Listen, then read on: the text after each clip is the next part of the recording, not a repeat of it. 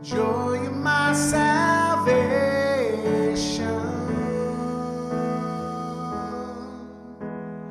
you restore,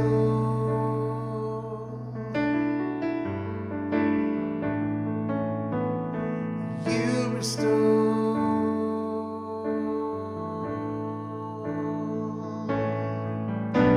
Strengthen me, Lord, when the cross is too heavy.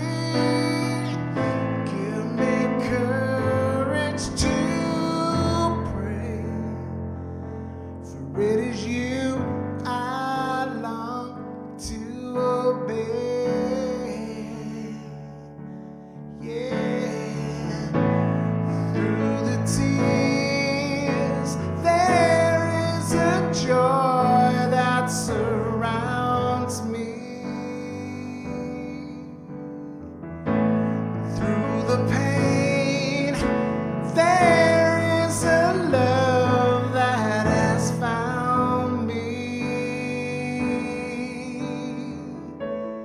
Through the tears there is a joy that surrounds me.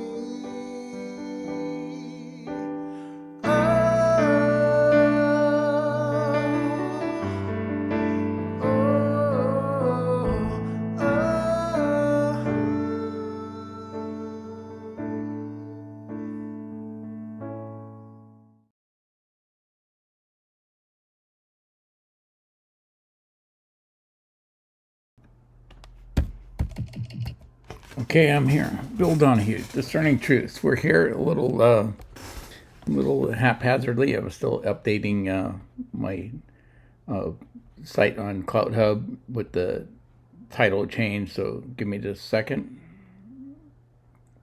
And we're going to go. So today I'm only covering 4 verses because John 6:4 is so... has so much impact on it that it's going to take me the whole thing to do it. And so, yeah, it wouldn't have surprised me if I was muted this morning or today because I'm a little frazzled trying to get it done, right? You know?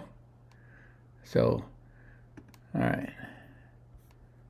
So, like I said, we're going to do John 6, chapter 6, only 4 verses, and then I'm going to rush through my introduction that I normally do.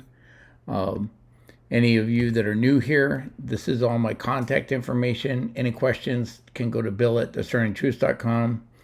But the most important link here is on the Discerning Truths groups on Telegram. All my notes and will be put in a PDF and set up on there. Naturally, where you want to connect with me. I broadcast Monday, Wednesday, and Friday at noon Pacific time. Today's show would have typically been a Friday show, but we're going through the Gospel of John and it landed on Wednesday, so we're going to be here. On Tuesdays, I'm typically with Neo on her show. She broadcasts at 10:30 a.m. Out of Central Time, but my cabinet counters arrived yesterday, and I couldn't go on with her. I was tied up over here. But I should be back with Neo next week. And like I said, Michael Beatty, Miguel California, one of the best Bible teachers I know. God has really added to his gifts, and he broadcasts at 5:30 a.m. Monday to Friday. He's going through He does worship music, a little Proverbs, and then he's in Romans right now. I'm really loving his study in Romans. Today at 1 p.m. when I go off the air, 1 p.m. Western Pacific time, Michael is going to come on again with the bended knee prayer. And then Sunday he's on with his lovely wife Linda, and they do the through the Psalms. So with that, we're going to get into our study. And like I said, if you're just joining me, we're in John chapter 6, verses 1 to 4. And if you read it for yourself, you're going to go, what the heck did he spend a whole hour talking about? Okay, so I need an introduction here.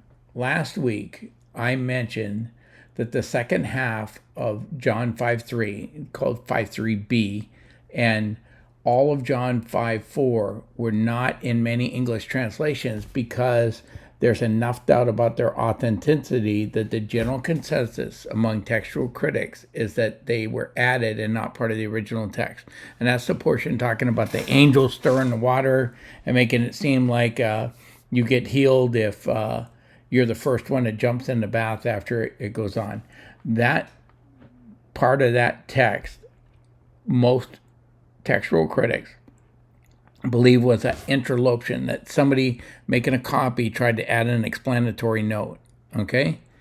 And then there are two types of textual criticism, and I want to make this clear. The first is alternately called either just textual criticism or sometimes called lower criticism, to make a distinction between it and higher criticism. It is the art and science of trying to determine what the original reading said when there's variance in the readings. And when you have as many handwritten copies as we have of the Bible, it's a blessing in that it's a wealth of information, but it produces a lot of variant readings because there are spelling errors, there's words missing, words transposed. When you hand copy is tedious. So textual critics look through all the different variations, grading them based on the age of the manuscript, how widely diverse the manuscripts are, or whatever. And they try to come up with what they believe was the original.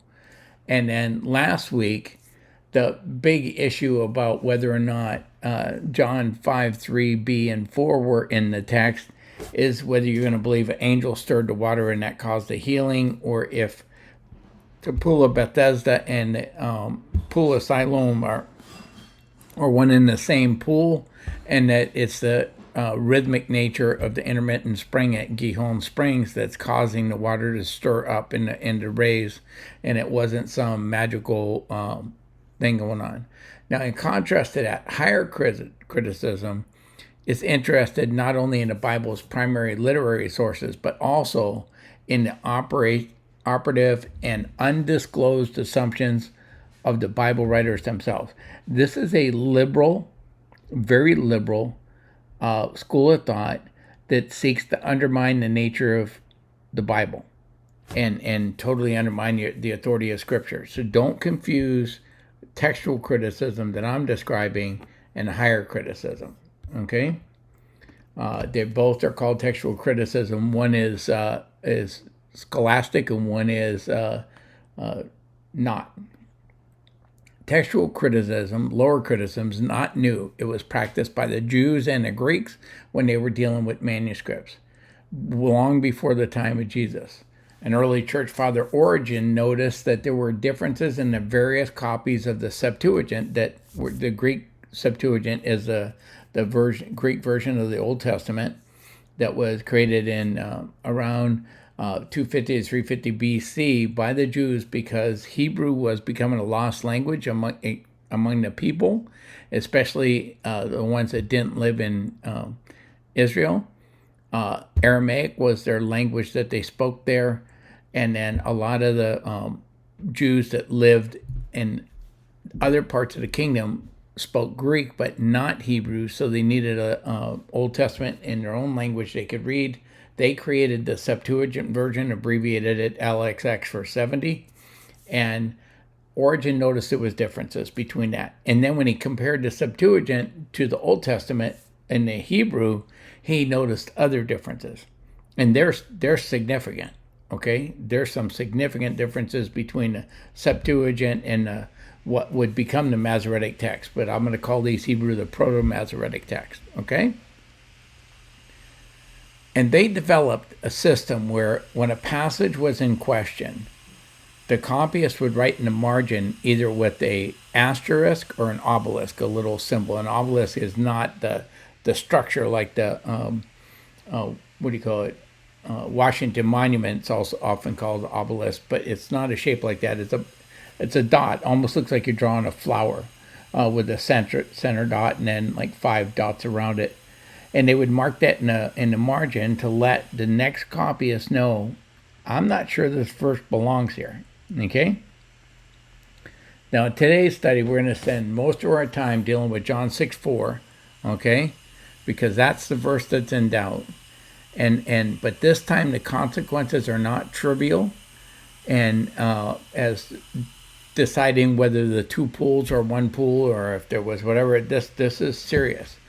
Did the ministry of Jesus last a little over a year, specifically 70 weeks, or did it last about 3.5 years? What is the acceptable year of the Lord? Okay, and that's King James Version wording from Isaiah 61:2. And did Jesus fulfill the 70-week prophecy in Daniel 9:24-27? Now, most of you are going to be taught that Daniel 9:24-27 is about starts about Jesus and ends up being about the Antichrist. That is not the position the church has held for 2,000 years, for at least 1,850 years until dispensationalists came along. That was not the position. I hold to the old position that the whole verse is about Jesus, and this people that argue that John 6:4 is not authentic point to that as a fulfillment of that Passover or that passage. Now, here's the issue. The Gospel of John records 6 feasts. Okay? Now, in John 2, the Passover was at hand, and Jesus went up to Jerusalem. In John 5:1, there's an unnamed feast, and no name is given into it, but it was a feast of the Jews, and Jesus went up to Jerusalem again. In John 6:4, it says, now the Passover of the feast of the Jews was at hand. So that means there's a year. If we're to interpret this as being another Passover, there's a year between John 2:13 and John 6:4. Okay? And you're going to find out early church father Eusebius thought John 5:1 was also a Passover, and that we now have had 3 Passovers go by. That's at least 2 years and some months, if not 3 years, and have transpired before you get through 6 chapters of John. John 7:2, okay, talks about the Feast of Tabernacles being at hand. And John 10:22 has the Feast of Dedication, which is Hanukkah, and taking place in Jerusalem. And then on John 13:1, this is at the time of the crucifixion, you have another Passover. So you either have 4 Passovers, which means at least 3 years has transpired, because you could start just before a Passover and then end just after a Passover, which Jesus' death and resurrection is just after a Passover, and have 4 in slightly more than 3 years, but no less than 3 years. And that's the argument here, is that Jesus' ministry had to last at least 3 years. Okay? So let's get to the, did I jump a video? How are you missing?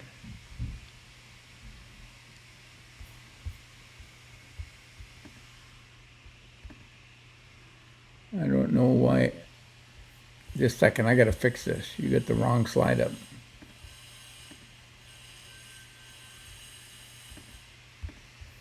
So, sorry, folks. Oh,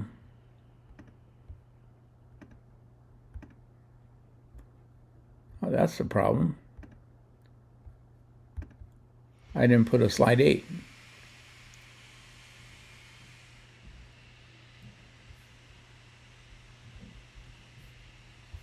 Sorry, I got to add a slide for you. Give me a second. I missed a slide in my presentation. Trying to rush here. Oh my goodness, Bill, you're messing up.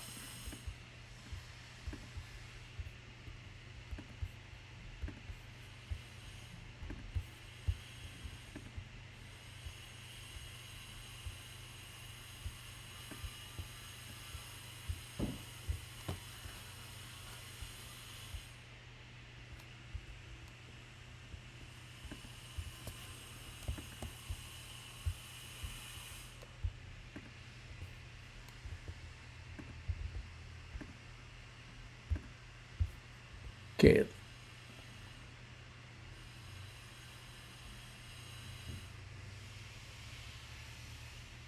I grabbed the wrong slide. Did you really?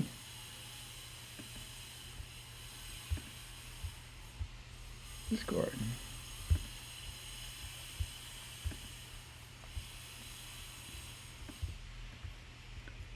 Document. Sorry, folks. Just bear with me for a second. I will get you your slide. I grabbed it out of the wrong folder.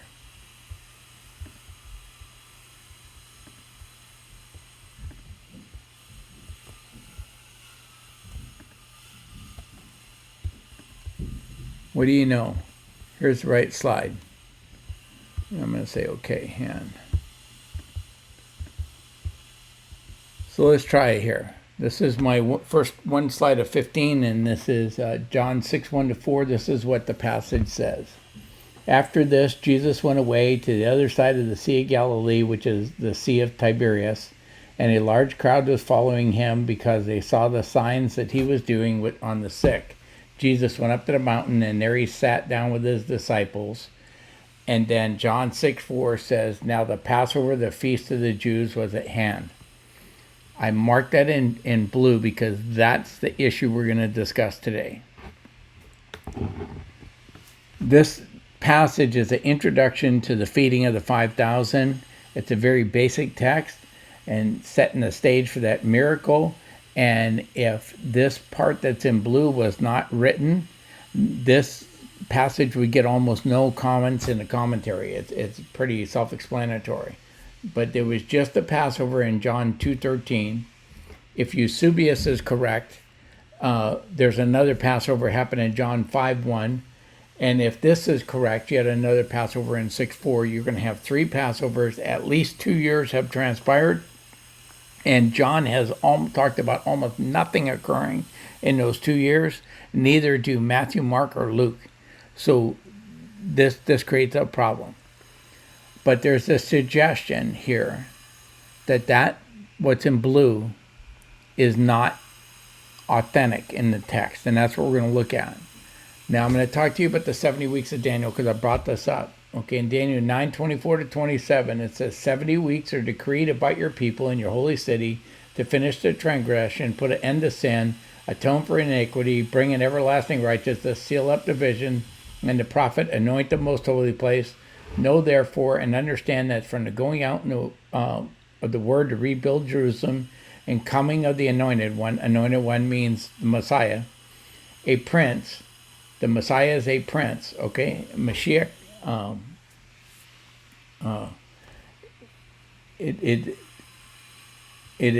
he's the Messiah, the prince, and there shall be 7 weeks, then 62 weeks, and it shall be built again on squares and a moat, and in trouble time.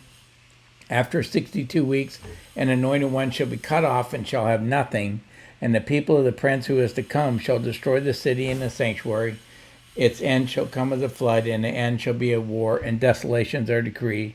And he shall make a strong covenant with many for 1 week.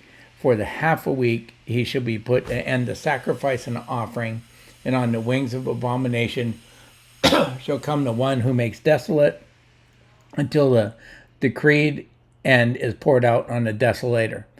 Okay, so here there's a whole lot of controversy over how this is to be interpreted, but I'm telling you, there are people that have for 2,000 years interpreted what's in yellow, in fact, this whole verse, to be about Jesus, and that the anointed one's going to get cut off. That's the death of Jesus. Everybody agrees with that, right?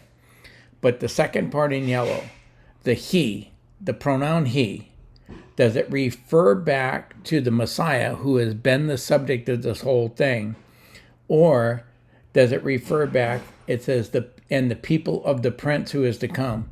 Now that's a subordinate clause in a qualifier, and the rules of grammar would say it wouldn't refer to that, but a lot of people believe it does refer to that prince, and that there's a debate. I'm not fluent enough in Greek to settle that debate for you, but that's what the debate is over, and people argue. So the people that are in favor of this being John 6:4 not being original, right, are going to tell you that Jesus fulfilled the 70-week prophecy with a 70-week ministry. Okay? Now I put up Daniel again, okay? Because I'm going to show you in blue, and I'm going to focus on this part. And he, who's the he?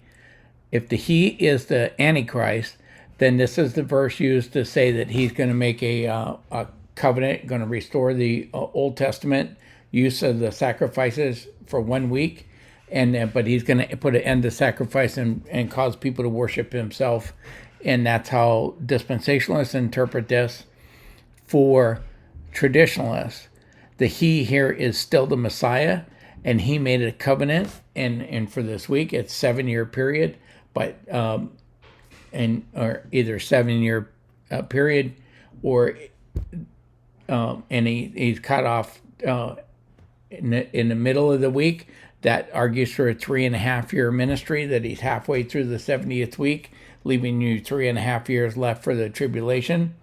There are people that interpret it that way, and then I'm going to show you a different interpretation as we go forward, right?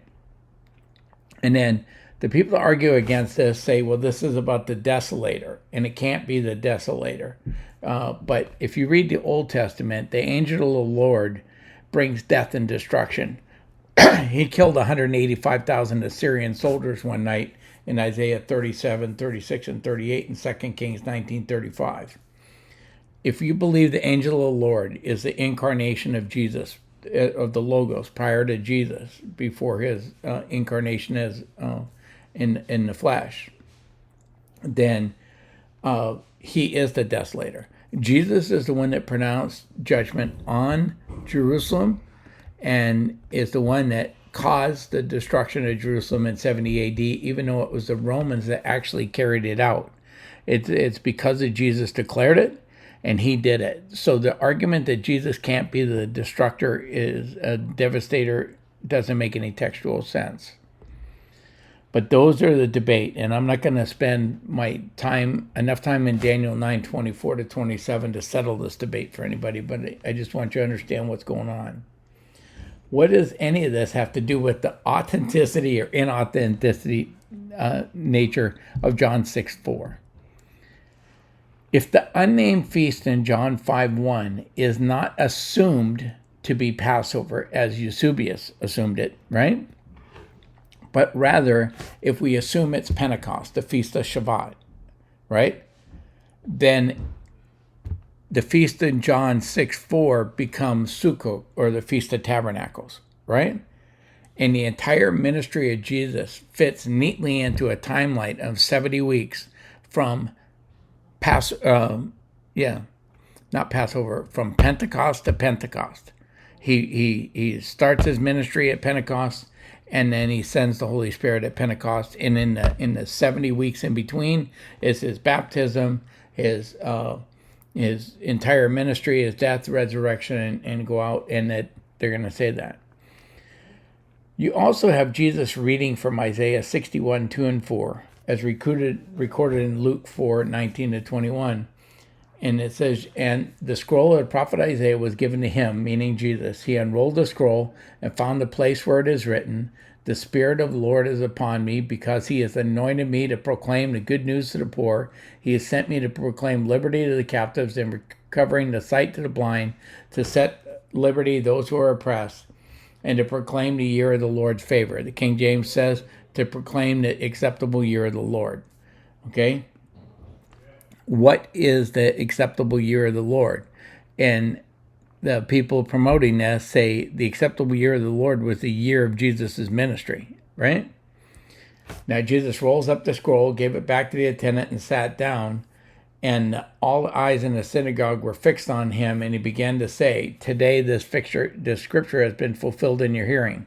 If the ministry of Jesus is only about a year, then the fulfillment of the year of the Lord's favor, or the acceptable year of the Lord, it takes on whole new meaning right here, right? Sorry. Okay, so there's a Messianic Jew, Michael Rood, and he does a program called Rood Awakening. I'm not endorsing Michael Rood. I am not endorsing Messianic Judaism, okay? I'm just understanding. He presented this idea in his book called The Chronological Gospels. It created a lot of controversy. I give you a link to his website, which is a lot of his websites about asking money and for support and stuff. But at least if you want to dig into this a little better, you can. I pulled a few images off his website, but he uses very low resolution because he's trying to sell you images. Understand this? So I couldn't enlarge this enough to really make it legible. So I'm going to try to show you here. But this chart that he has lays out the ministry of Jesus in 70 weeks. And this is the chart with less detail. He has a very detailed chart in the back of the book. And then I found another even less detailed chart that was a little bit easier to read. So he's basically counting in Matthew, Mark, and Luke and John, talk about the 40 days temptation and all that stuff. And then you get the baptism. So he's got a place where they connect there. And then he's going through the Jewish feast and showing how that it's Passover, first fruits, Shabbat, which is Pentecost, right? Trumpets, atonement, tabernacles, the great last day, the last day at tabernacles. You got Hanukkah, or the Feast of Dedication, a Passover, feast fruits, and Shabbat at the end of his ministry. And sorry, they're cutting the granite today, and I can't help with the noise. I was hoping it was going to happen when I wasn't exactly on the air, but I'll try to speak up. I apologize.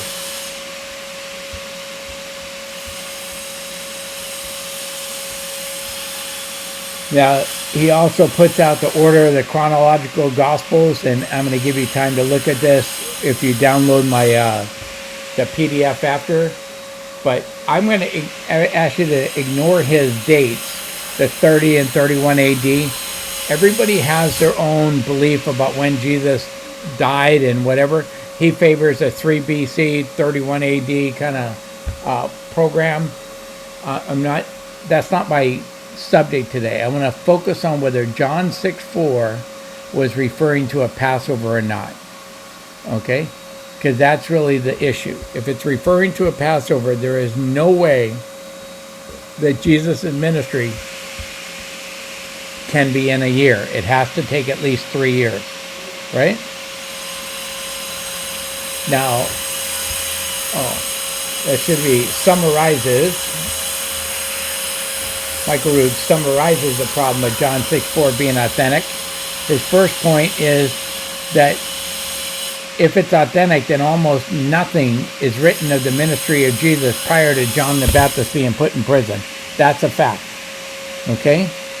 There are huge gaps filled with silence in the timeline of the ministry. Almost 2 years. Completely silent. Jesus is up in the Galilee area far north of Jerusalem. If it's Passover, Jesus would have been traveling to or already in Jerusalem. He would not be up in Galilee. That's a problem, right? Second, we read in verse 5 that the multitude were hungry and didn't bring any food. That's extremely out of place. If it's a pilgrimage to Jerusalem for a feast, they would have brought provisions with them.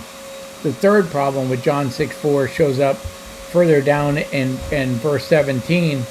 After crossing Lake Tiberias, or the Sea of Galilee, Jesus lands in Capernaum, but the town is far north of the Sea of Galilee, Yeshua is essentially traveling further away from God.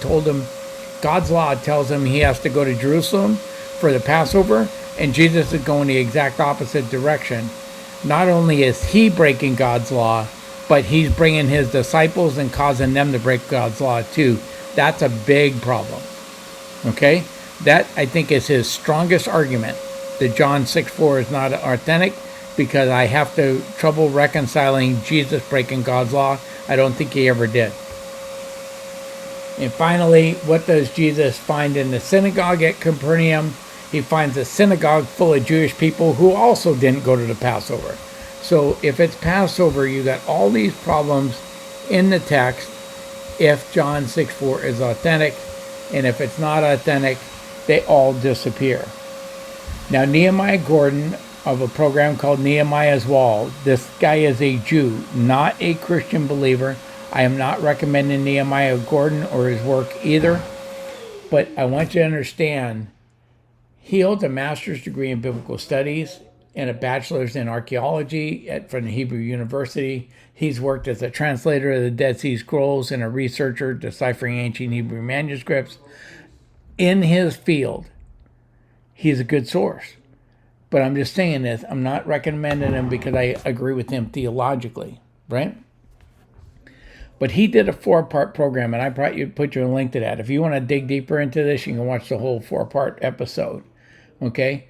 Where he looks into the evidence. And he starts out correctly by saying, it doesn't matter if Michael Rood wants 6:4 to be gone.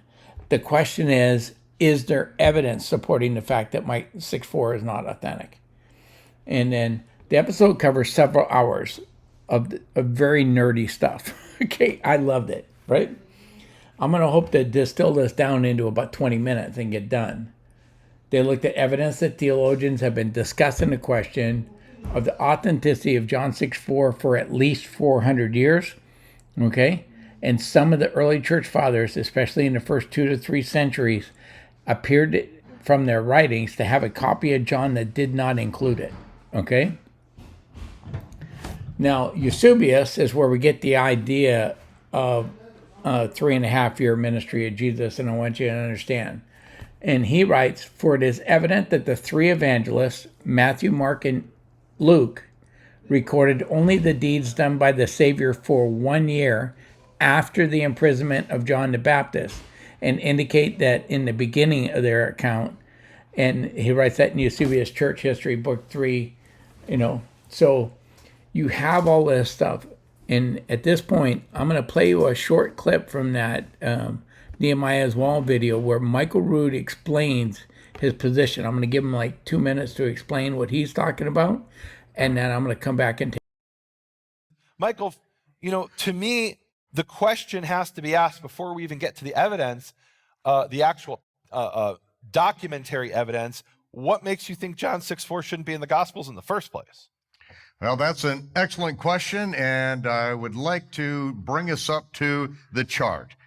Okay, now, this chart right up here, of course you can't see it all, but I'm going to illustrate something on this right here that is very important.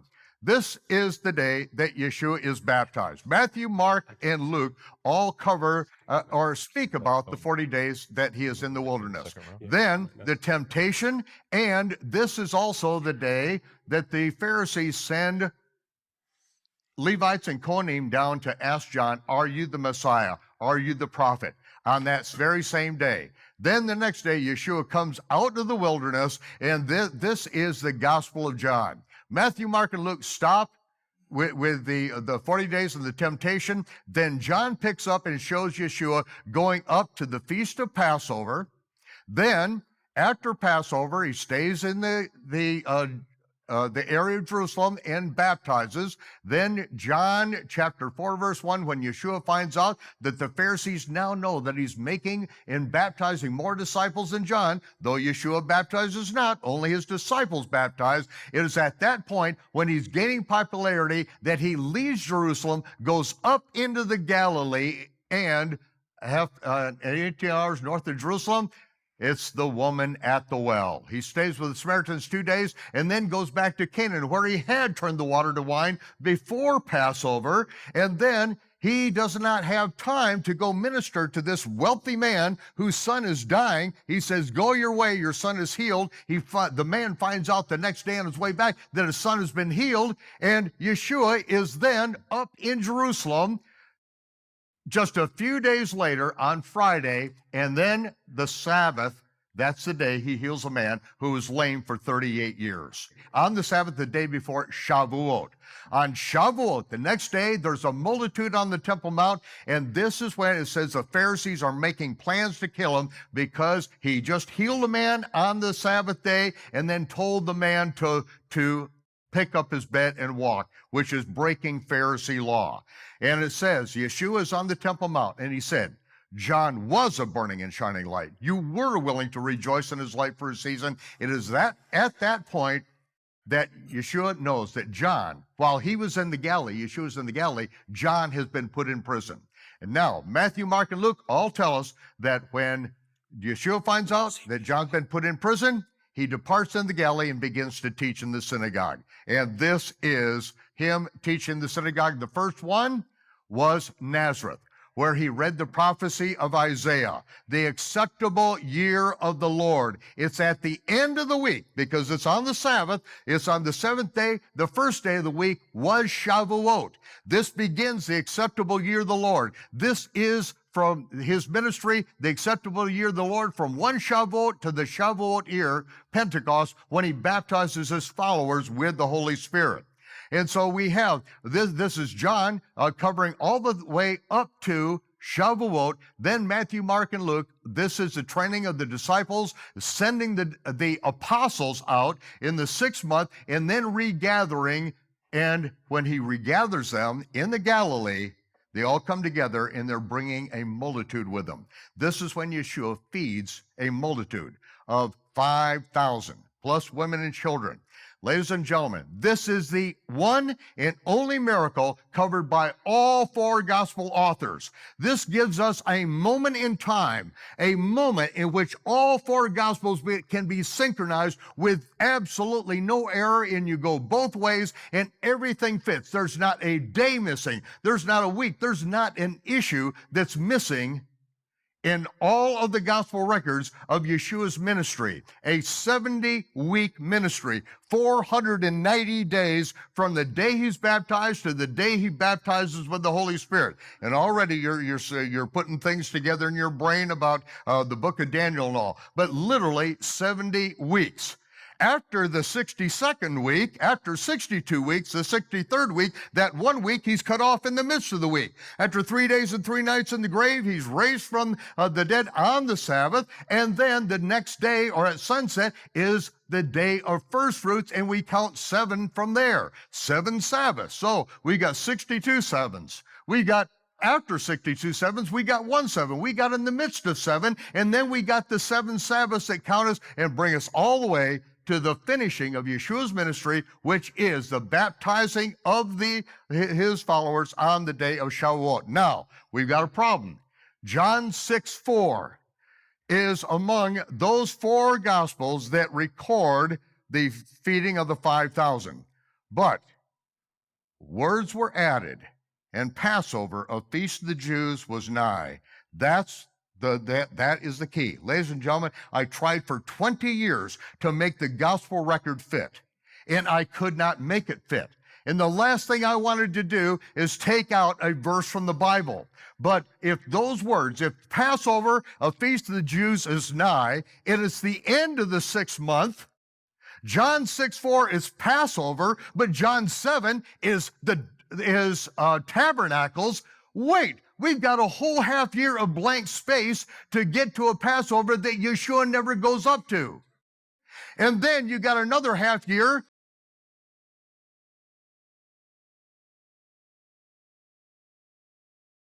Okay, I'm back. So I want you to understand the point he made here, that he sees only one feeding of 5,000.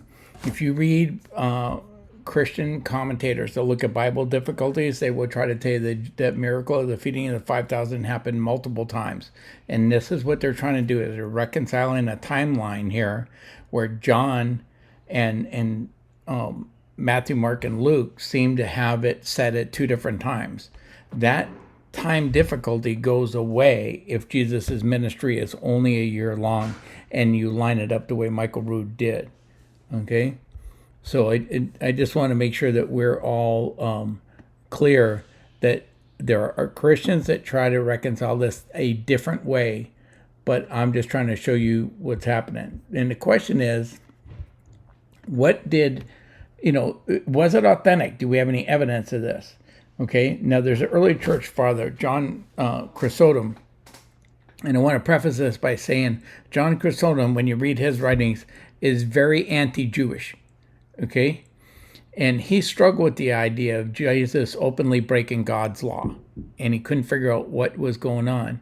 And what he says, he concludes that Jesus openly broke God's law because he was quietly annulling the law, taking occasions from the wickedness of the Jews. Okay, so that's how he reconciled it. I don't reconcile that Jesus broke God's law. I have a real problem with the fact that if that's Passover, why Jesus didn't attend.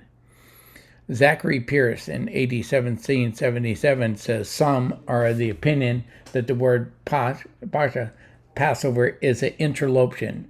And I think the whole verse is so, that the whole verse is interloption.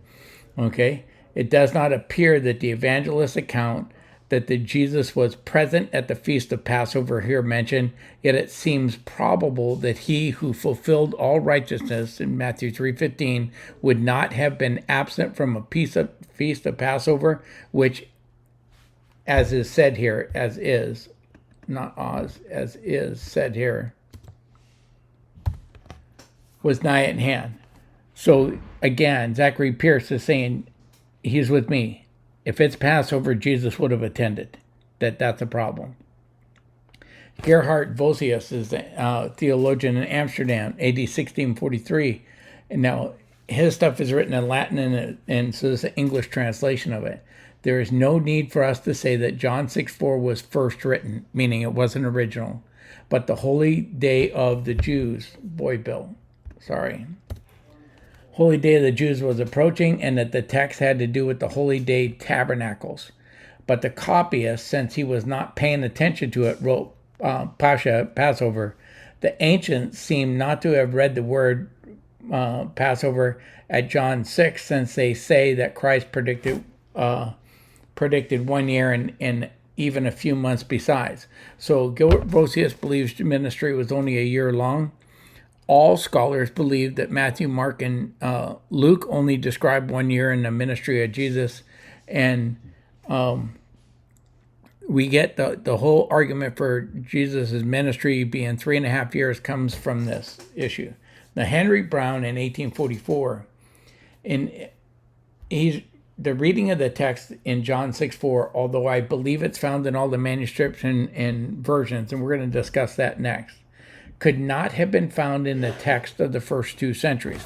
So he's saying, when I read the early church fathers, especially from the first 2 centuries, and I look at what they wrote, they could not have had that verse in their manuscript and write what they wrote. Okay?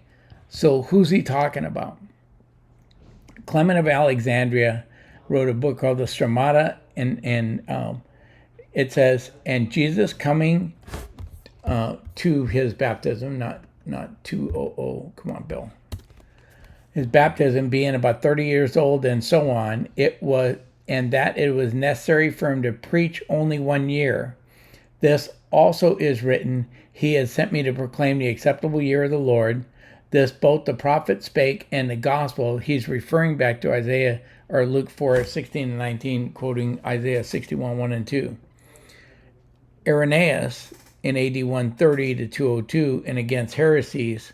Now he's going to speak in favor of a multi-year ministry of Jesus, and he's commenting against these heretics called Valentinius. It says, speaking against the 1 year ministry of Jesus taught by Valentinius, It is so surprising how the Valentinians have found the depths of God and have not searched the Gospels to see, another typo, Bill, sorry, how often after his baptism, that the Lord went up to Jerusalem to celebrate the Feast of Passover. The first time he went up to the feast of Passover was after he ate the wine out of the water of Canaan. So John 2, everybody agrees, is Passover. Then he went up to Jerusalem to feast of Passover the second time. At that time, he healed the paralytic and lying beside the tomb. That's John 5, right? Again, that's an unnamed feast in the Bible, but he's declaring it a Passover. Again, he departed in the other side of Lake Tiberias. So he's leaving Jerusalem in 6. He's not mentioned him going to Jerusalem in John 6. And in 6:1, and then he's going to go, a large guard followed him, and he fed him with the thing in 6:2 to 14. And what I want you to notice here is Irenaeus is making an argument that there were multiple Passovers. He has inserted Passover into John 5 where it doesn't say Passover, and if his copy of the manuscript said the Passover of the Jews was at hand in John 6:4, certainly he would have mentioned it here, right? I mean, if that's your point of arguing, is that they're there, you're not going to skip over the one that overtly says it's a Passover and invent one that is not a Passover, right? Sorry. Now, Henry Brown, commenting on Irenaeus, makes the point that the text Irenaeus was using if it had John 6:4 in it, he would have used it. That's what I just told you. Rather than pointing to an unnamed feast in John 5:1 as Passover, I think it's incontestable that Irenaeus did not read the words Passover in John 6:4, or he would have used it, right?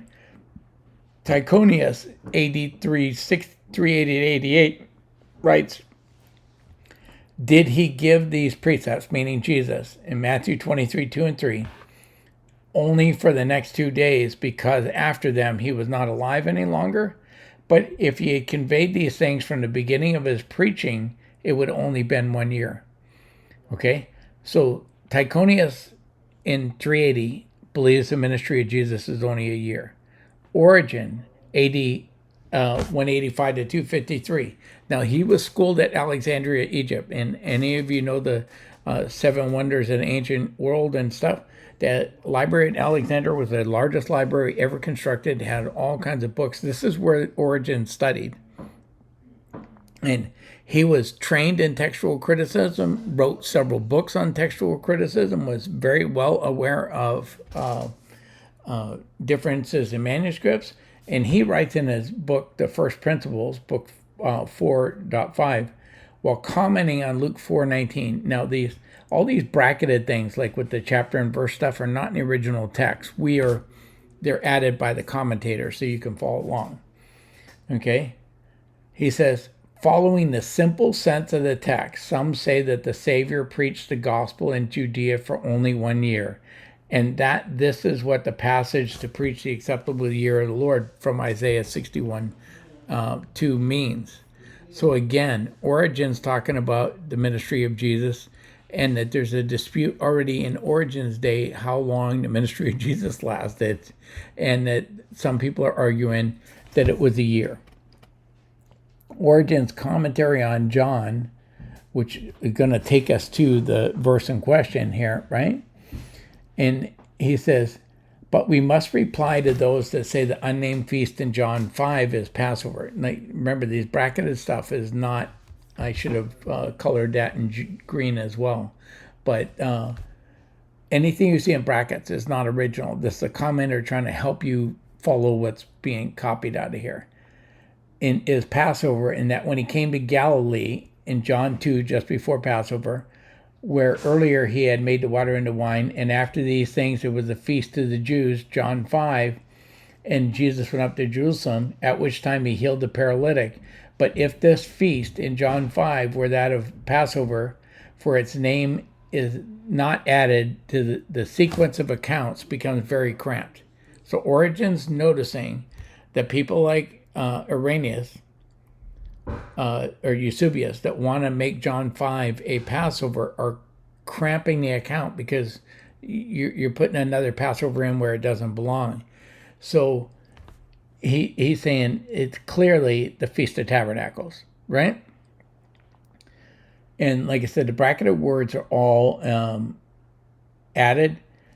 But so you go, okay, well, let's look at what Origen said about John 6:4. The problem is that portion of the manuscript of Origen is destroyed, damaged so bad that it's illegible. And so we can't, read it. But I think we can infer from his comments on John 5. If adding a Passover in John 5 cramps the calendar, so would adding a Passover in John 6, right? I mean, that just makes sense. Now, Eusebius, we're going to go back here and to figure out his whole point about the 3.5-year ministry and where it comes from, because it doesn't come from John 6:4. Eusebius in Church History, Book 3, Chapter 24.12. The three Gospels already mentioned, Matthew, Mark, and Luke, come into our hands and into John's too. So Eusebius believes John has read all three Gospels. They say that John accepted them and bore witness to their truthfulness, but there was lacking in them an account of the deeds done by Christ at the beginning of his ministry. John, accordingly, in his Gospel records the deeds of Christ which are performed before the Baptist was cast in prison, but the other evangelists mention the events which happened after that time. So how he's reconciling this difference is he's saying, well, John just wrote about the year part of the ministry that the other gospel writers didn't talk about. They don't align the feeding of the 5,000 the way Michael Rood just did, but that this is two feedings, right? And Eusebius goes on in the proof of the gospel. He writes, now the whole period of our Savior's teaching and working of miracles is said to have been 3.5 years, which is half a week. He's making an argument out of the book of Daniel. John the Evangelist in his gospel makes this clear. Okay, so I think Eusebius has a copy that has 6:4. He's already made an argument that there's a 3.5-year ministry of Jesus. But even if he doesn't have 6:4, he's making it because he made chapter 5 a Passover. 1 week of years, therefore, would represent the whole period of his association with the apostles. So he's saying Jesus is with the apostle for 7 years. 3.5 years before his death and resurrection, and then 3.5 years after that nobody wrote about. Okay, I just want you, there's not a word about Jesus hanging around for 3.5 years after the resurrection. We got 40 days written in Scripture. Nowhere in Scripture or church history other than Eusebius do we have anybody claiming that Jesus hung around for 3.5 years. But he's assuming he hung around for 3.5 years because he has to make it fit his interpretation in Daniel 9:24-27. Okay? He was most likely with his disciples for a period equal to those years, 3.5, right? Being seen of them 40 days and eating with them and speaking to them pertaining to the kingdom of God, as the Acts of the Apostle tells us. So he recognizes, Acts says it's 40 days, but he's saying it's got to be 3.5 years. So Eusebius is making his argument from Daniel 9:24-7 that the ministry of Jesus lasted for 7 years. From the baptism to crucifixion is 3.5 years. And then Jesus sticks around for 3.5 years. He just fabricates that, makes it up out of whole cloth because it fits his theology. Please tell me this is not where we got the idea Jesus had in the 3.5-year ministry. Not from that kind of craziness. But I will admit, if John 6:4 is authentic, the ministry of Jesus had to be that long. Okay? So in this show with Nehemiah Gordon, they go to great lengths looking at the manuscripts because they want to figure out what's going on. And they're going to follow a specific manuscript called Manuscript 472. Now, Nestle Allen, and that should be highlighted with the rest of them. Nestle Allen's a catalog of all the manuscripts, and it has a bunch of little markings in it about the manuscripts and what if there's any discrepancies in them or whatever. So Nestle Allen 26 says, Oh, that John is missing. Sorry. Wow.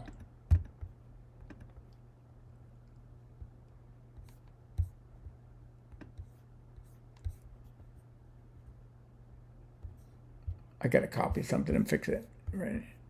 Edit.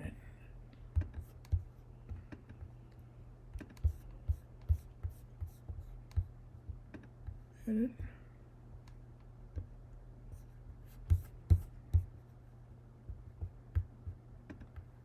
Sorry, I had to do editing on the move here, right? You know?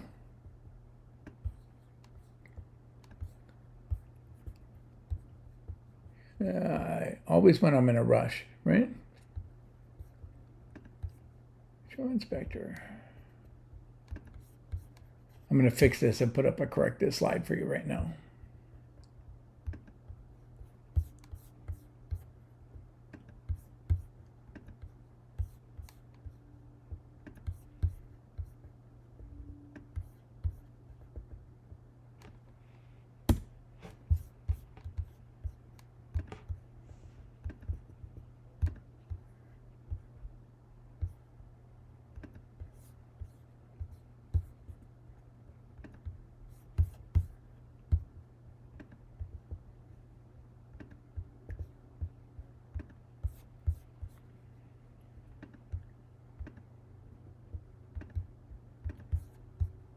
Okay, I have it fixed. Sorry.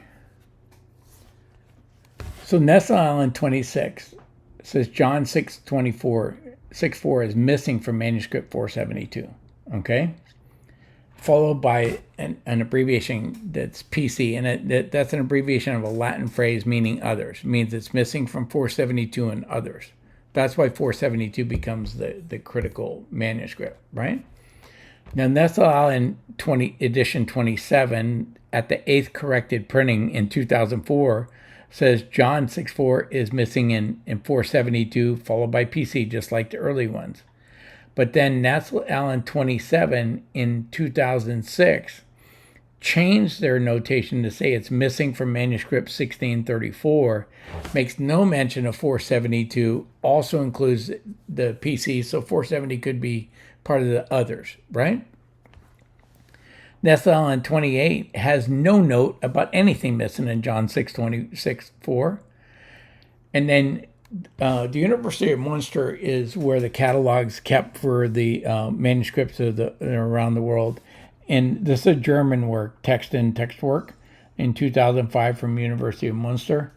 They found 164 listed manuscripts, plus a note saying that there are 1,491 other Byzantine manuscripts that do include John 6:4. Okay? Some of these manuscripts are very early, possibly 2nd century, so it appears that by the 2nd century, no later than the 3rd century, but very likely the 2nd century, there were manuscripts that existed that had 6:4. So if it's an interloption, it's a very early one, right? Now, von Soden is another person who tried to catalog the manuscripts. He used a different numerical thing, and he worked in 1907. And so he lists 2 manuscripts that are missing John 6:4, but he gives them different numbers. So it took them a little while to figure out what his numbers mean. And but this first one, it's his number for manuscript 472. So we're back to our same one. And then he's also talking to another one, which is manuscript 850. So what we have is some catalogs say that manuscript 471 has the verse. Some say it's missing, while other ones say it's marked with an obelisk, okay? So what they did is they went and actually went and looked at manuscript 472. You put eyes on. You know, when you get this kind of problems, you got to go over there and look at the typically microfiche, or if you can get access to the document, you go look eyes on the manuscript. And what they found is it did have the verse, but it is marked with an obelisk. So remember, the marking with the asterisk obelisk means it's in doubt. So that manuscript is there. But the numerical value, the vast majority of manuscripts have 6:4. It's not even a close second here. You get a lot of them. But After all this, I see arguments, good arguments for and against the inclusion of John 6:4. Right?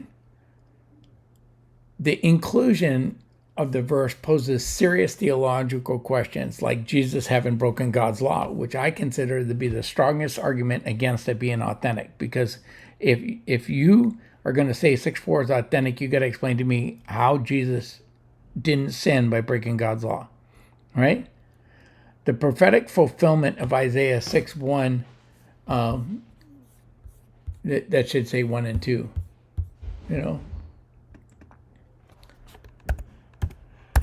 not 6:1, Isaiah 6:1, 1 and 2, and Daniel 9:24 and 27 by Jesus are two other strong arguments in favor of this verse not being authentic and the ministry only being 1 year.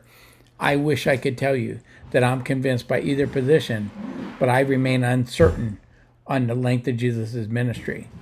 So I'm going to leave you with this. Whether his ministry was 70 weeks or 3.5 years, he accomplished everything the Father sent him to do. The gospel remains the same no matter which ministry length is correct, right? What was important about the ministry of Jesus is 2 Corinthians 5:21. For he who knew no sin became sin for us, right? For he that was made him sin for us who knew no sin, that we might be made righteousness of God in him. He became sin that he could give his righteousness to us. And Romans 9:10 and 10 say, because if you confess with your mouth that Jesus is Lord and believe in your heart that God raised him from the dead, you will be saved. For with the heart man believes and is justified, and with the mouth one confesses and is saved. Okay? That's the importance of the gospel. And while I found this study of the possibility of John 6:4 not being authentic to be absolutely fascinating to me, it is not central to the gospel. Whether the ministry of Jesus was 70 weeks or 3.5 years or 1.5 years, it doesn't matter to me at all. Okay? The truth of the gospel is the same. But I think there's a lot of good arguments for that other one. So I'm already over time. So I'm going to actually skip going to chat. I want to kick everybody over to Michael and let's go pray for the nation and bended knee. And God willing, I will see you on Friday and hold your questions for then, and we'll get out of here. And I'm sorry for going over. I never want to step on Michael.